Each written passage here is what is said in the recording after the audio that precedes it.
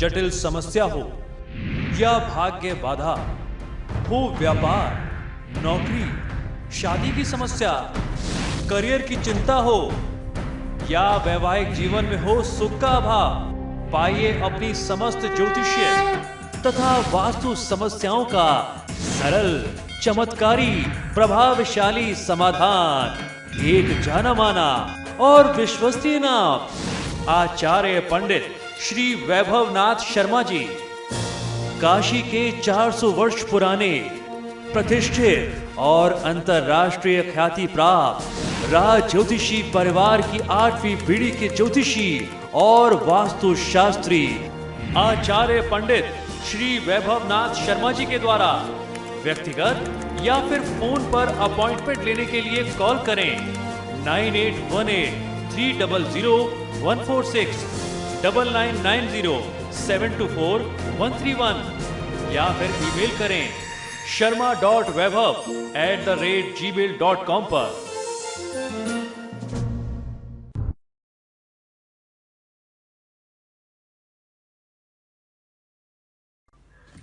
नमस्कार मित्रों, मैं हूं वैभवनाथ शर्मा और आप देख रहे हैं मेरा YouTube चैनल वैभवन। मित्रों, अक्सर लोग मुझसे पूछते हैं कि वास्तु का इम्पोर्टेंस क्या है, क्यों इतनी देवी देवता की पूजा करने के बाद घर में जब भी आप कोई घर बनाना शुरू करें तो उसकी नींव पूजन करनी चाहिए, उस जगह का भूमि पूजन करना चाहिए, ऐसा क्यों करना चाहिए, और वो भी घर बनाने के पहले करें, और जब घर बन जाए तब उसके बाद गृह प्रवेश और वास्तु शांति करें, तो ऐसा क्यों होता है। इस विषय पर मैंने बहुत बड़े बड़े नेशनल चैनल्स पर बहुत बड़े बड़े एपिसोड्स किए हैं। आपने देखा होगा IBN 7 पे मेरा इतना फेमस शो था, इतने समय चला, आपका घर आपका वास्तु। उसमें मैंने वास्तु का महत्व क्या है, why Vastushastra is importance of Vastushastra, मैंने ये सब बहुत एक्सप्लेन किया है, लोगों को बहुत समझाया है और बहुत सक्सेसफुल मेरी वो सीरीज रही है। आज फिर मुझे एक बार ऐसी ज़रूरत लगती है, इधर बीच कुछ दिनों से दिल्ली NCR में, मुंबई में, पुणे में और जगह जगह जब मैं वास्तु विजिट करता हूँ तो लोगों की जो क्वेरीज आती हैं, मुझे लगता है कि शायद लोगों को समय समय पर दोबारा ये बातें बताते, क्योंकि हो सकता है उन लोगों ने मेरे वो वीडियोस ना देखे हों, उनको वो जानकारी ना हो, तो लोगों को वही जानकारी बार बार अपडेट करते रहने की ज़रूरत आज के समय में पड़ती मुझे समझ में आती है। तो आज फिर मैं एक बार आपको बताने जा रहा हूँ कि वास्तु पुरुष का प्रादुर्भाव कैसे हुआ, यानी वास्तु पुरुष की जो पूरी परिकल्पना है उनका जन्म कैसे हुआ, उनका महत्व क्या है, और क्यों वास्तु शांति और वास्तु पूजा जो है, वास्तु पूजन आवश्यक क्यों है। वास्तु का मतलब क्या होता है। निवास करने के स्थान को वास्तु कहते हैं, जहां पर आप वास करते हो, अर्थात वास्तु जो है संस्कृत के वस धातु से बना हुआ शब्द है। वास करने के स्थान को, जगह को वास्तु कहते हैं। और अगर इसके आध्यात्मिक पक्ष में चले जाएं तो ऊर्जा के, एनर्जी के सही बैलेंस को, ऊर्जा के सही तालमेल को ही वास्तु कहा गया है। वो स्थान जहां पर पंच तत्व, जिससे हमारा ये शरीर बना है, क्षितिजल पावक गगन समीरा जैसे कहा गया हमारे शास्त्रों में, जिन पंच तत्वों से ये पूरी सृष्टि बनी है, उन पंच तत्वों का जो सही बैलेंस है, सही अनुपात है, वही वास्तुशास्त्र है। और वो अगर किसी घर में होता है तब उस घर में रहने वाले लोगों का मानसिक संतुलन सही होता है, उनका ग्रोथ सही होता है, मेंटली फिजिकली वो अच्छे से ग्रो कर पाते हैं। तब ऐसे लोगों को अच्छा व्यापार, अच्छा मान सम्मान, अच्छी प्रतिष्ठा और जीवन में हर प्रकार की उपलब्धि इत्यादि प्राप्त होती है। तो आइए जानते हैं कि वास्तु पुरुष का परिचय क्या है। वास्तु शास्त्र का परिचय एवं वास्तु पुरुष के प्रादुर्भाव के संबंध में जानकारी हमें हमारे प्राचीन ग्रंथों में, वेदों में और पुराणों में बहुत विस्तार से मिलती है। मत्स्य पुराण, भविष्य पुराण, स्कंद पुराण, गरुड़ पुराण इत्यादि पुराणों का अध्ययन करने पर ज्ञात होता है कि वास्तु के प्रादुर्भाव की कथा जो है वो अत्यंत प्राचीन है। मत्स्य पुराण की कथा के अनुसार प्राचीन काल में भयंकर राक्षस अंधकासुर के वध के समय में भगवान शिव ने विकराल स्वरूप धारण किया और भगवान शिव को अंधकासुर का वध करने में काफी मेहनत और परिश्रम करना पड़ा। उस मेहनत से उनके मस्तक से, उनके माथे से कुछ स्वेद बूंदें यानी पसीने की कुछ बूंदें धरती पर गिरी। उस धरती से, आप जानते हैं कि उस समय की जो टेक्नोलॉजी थी वो आज से बहुत एडवांस थी। ये जो बूंदें गिरने से राक्षस पैदा होते थे या खून की बूंदें गिरने से दैत्य उत्पन्न होते थे, शुंभ निशुंभ की जो कथा थी वो क्या था, वो एक्चुअली क्लोनिंग टेक्नोलॉजी थी। तो वो क्लोन टेक्नोलॉजी जो आज हम लोग कर रहे हैं, भेड़ बकरी पैदा करके बहुत खुश होते हैं, उस समय देवी देवताओं ने उसको बहुत आसानी से सिद्ध कर रखा था।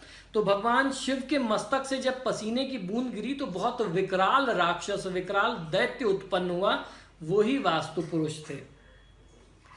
तो हुआ कि भीषण और विकराल मुख वाला प्राणी उत्पन्न हुआ।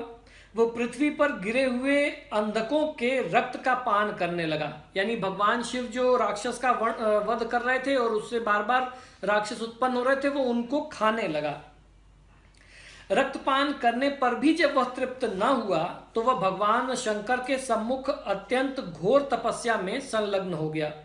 जब वह भूख से व्याकुल हुआ तब पुनः त्रिलोकी का भक्षण करने के लिए उद्यत हुआ। जब उसको भूख लगी तो वो तीनों लोक को निगलने के लिए चला, तीनों लोक को खाने के लिए बढ़ा। पृथ्वी, आकाश और पाताल, तीनों लोक को वो खा जाना चाहता था। तब उसकी तपस्या से संतुष्ट होकर के भगवान शंकर उससे बोले कि निष्पाप तुम्हारा कल्याण हो, अब तुम्हारी जो भी अभिलाषा है तुम वो वर मांग लो। तब उस प्राणी ने शिव जी से कहा कि देव देवेश, मैं तीनों लोगों को ग्रस लेने के लिए समर्थ होना चाहता हूं। इस पर त्रिशूलधारी महादेव शिव ने कहा कि ऐसा ही होगा।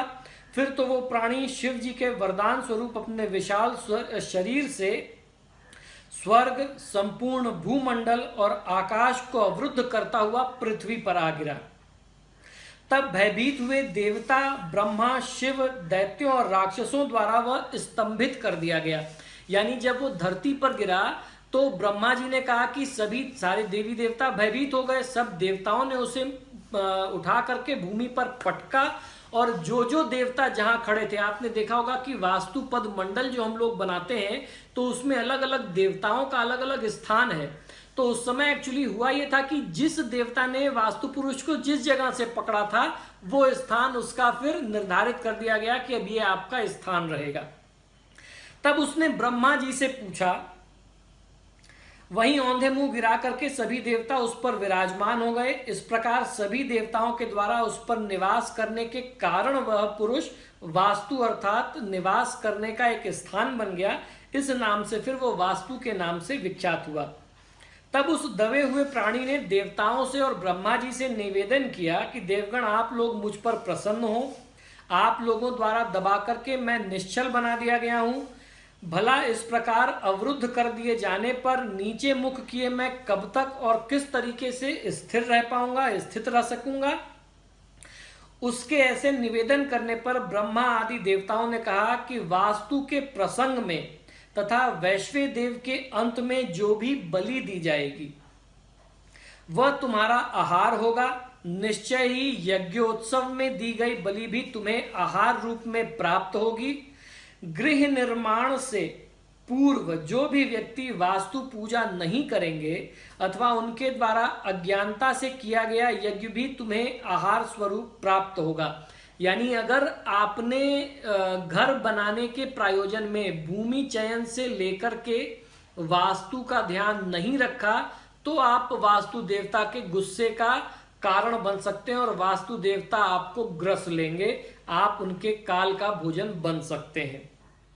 और अगर अज्ञानता वश भी आप उनकी कुछ थोड़ी बहुत पूजा किसी के कहने पर भी करा देते हैं, आपकी आस्था नहीं थी, आपकी जानकारी नहीं थी, फिर भी आपने वो काम किया तो आपका वो कल्याण करेंगे, आपको उनका आशीर्वाद प्राप्त होगा। ऐसा कहने पर वह वास्तु नामक प्राणी प्रसन्न हो गया। इसी कारण तभी से जीवन में शांति के लिए वास्तु पूजा का आरंभ हुआ।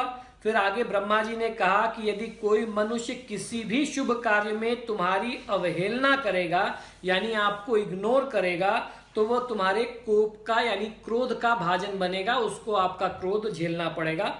इसी संदर्भ में मत्स्य पुराण में एक श्लोक प्राप्त होता है। वह श्लोक ये है, अत्रियम मृत्यु मापनोति विघ्न वक्त भय पदे पदे वास्तु पूजन अवार्ण तवाहारो भविष्यति। अर्थात जो भी मनुष्य भवन निर्माण के समय में या किसी भी शुभ कार्य में वास्तु देवता की अवहेलना करेगा, वास्तु पूजा, वास्तु शांति, गृह प्रवेश आदि कर्म नहीं करेगा, तो उसे जीवन में अपने हर काम में, हर पद पद पे, हर कदम कदम पे विघ्न और बाधाओं का सामना करना पड़ेगा। और ऐसे ही बाधा झेलते झेलते एक समय आएगा कि वह वास्तु पुरुष के गुस्से का शिकार बन जाएगा, वास्तु पुरुष उसका भोजन कर लेंगे, उसका भक्षण कर लेंगे। तो इसलिए मित्रों कहता हूं कि जब भी आप घर बनाने चलें, घर बनाना जीवन में बहुत बड़ा काम माना गया है। कोई भी बड़े से बड़ा आदमी एक या दो प्रॉपर्टी से ज्यादा नहीं बना सकता अपने जीवन में, अगर आप ईमानदारी से काम करते हैं। तो आप जब घर बनाते हैं तो इस परिकल्पना से बनाते हैं कि आपका परिवार उसमें सुखपूर्वक रहेगा, आप सुख के साथ रह पाएंगे। तो जब भी आप ऐसी कोई व्यवस्था करें, कोई ऐसी प्लानिंग करें, तो स्टार्टिंग से ही वास्तु का ध्यान रखना बहुत आवश्यक है। और जब तक आपको ये बात मैं बता दूं कि हमेशा वास्तु सेकेंडरी होता है।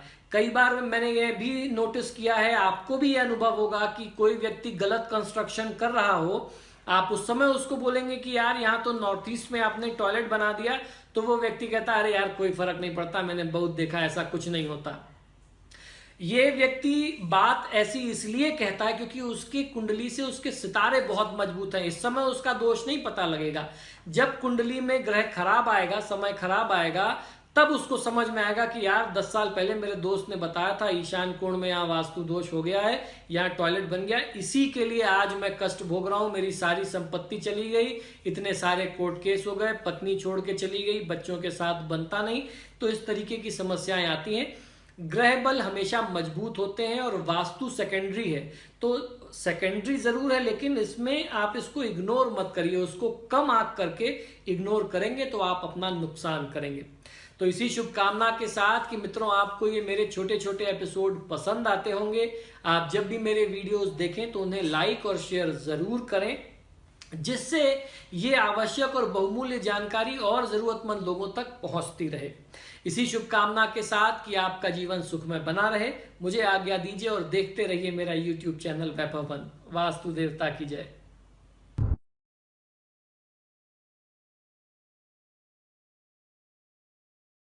जटिल समस्या हो या भाग्य बाधा हो, व्यापार, नौकरी, शादी की समस्या, करियर की चिंता हो या वैवाहिक जीवन में हो सुख का अभाव, पाइए अपनी समस्त ज्योतिषीय तथा वास्तु समस्याओं का सरल, चमत्कारी, प्रभावशाली समाधान।